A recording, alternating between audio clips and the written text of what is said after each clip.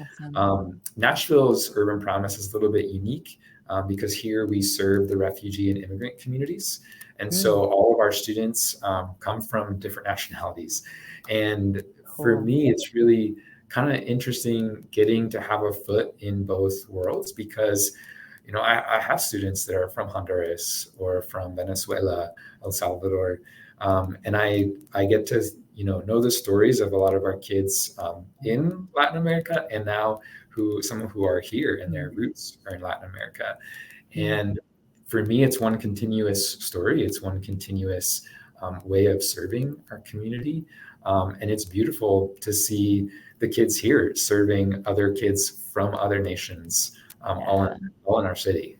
That's cool. That's cool. That it honestly gives them the kind of same experience, like a full circle element of what you had from a high school lens with your family here. But even if their ability to boots on the ground isn't there, they get to see it.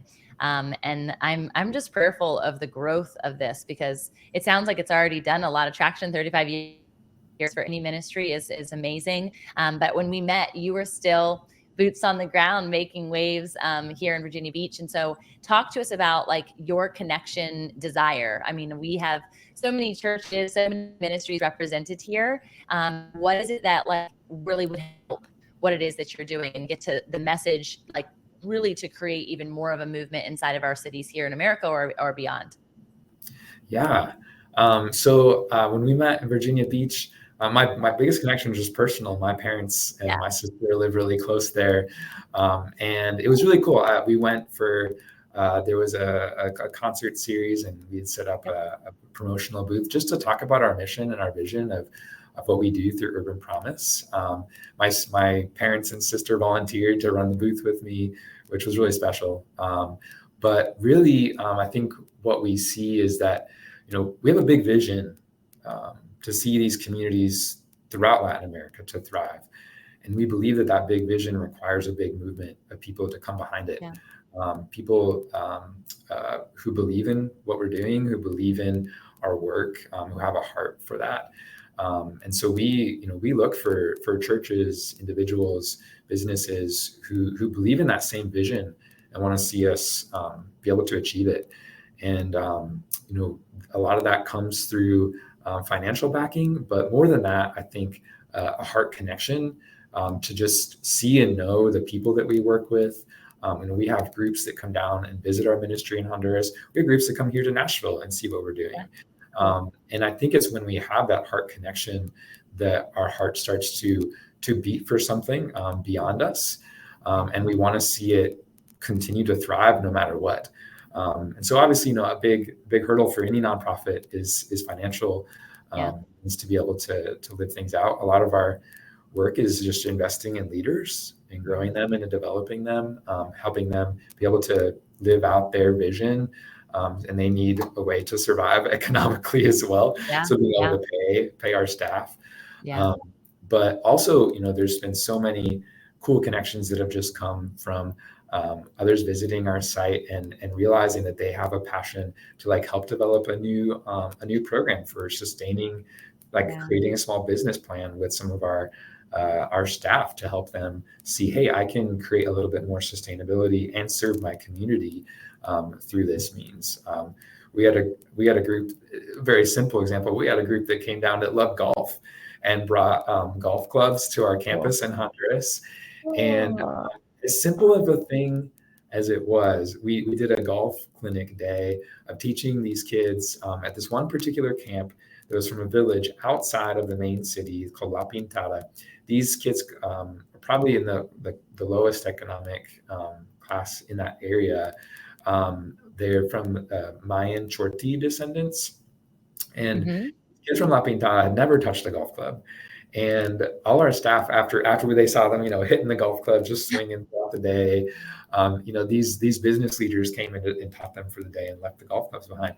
Our staff said, man, we have always seen golf as this high class thing that only the really rich do this. I think there's one big golf course in Honduras, along the coast.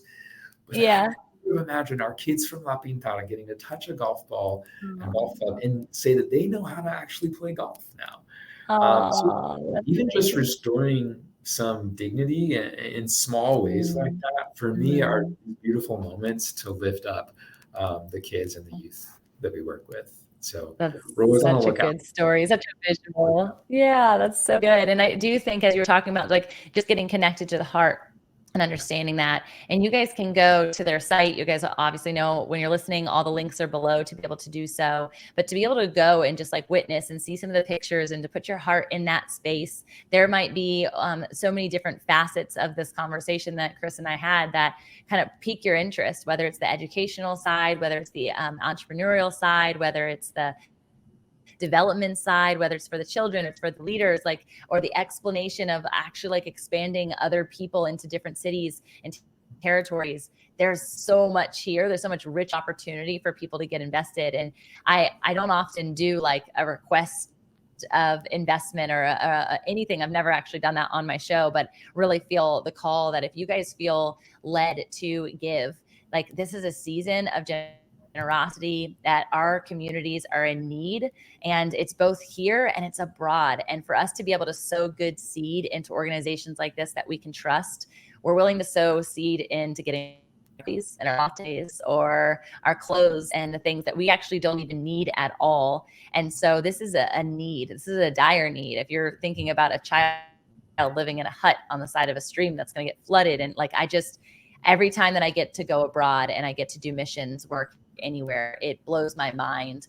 And I can't wait to take my kids on their first expedition, their first trek in some capacity with Kris and your all's crew, hopefully in Honduras. And so it wouldn't be too far away from where we visit our family in Guadalajara. But this has been such an awesome conversation, and just really, I love the pace of it. And I hope that people are drawn into that. It's different. It's been different. The conversation has been different than a lot of the people that we interview. And I love that part. It was one of the reasons I wanted you to come on the show. I'm like, first off, you're phenomenal at quick fire questions. And then secondly, just the depth, like the heart of how you answer a question is so eloquent. And so I just appreciate the pace and the rhythm in which you respond. And I know that it comes from such a well of just sitting with people and wanting to honor the process, the organization, and the work that you get to do every single day. So we're grateful for you and your wife. I'm so grateful that you got to come on.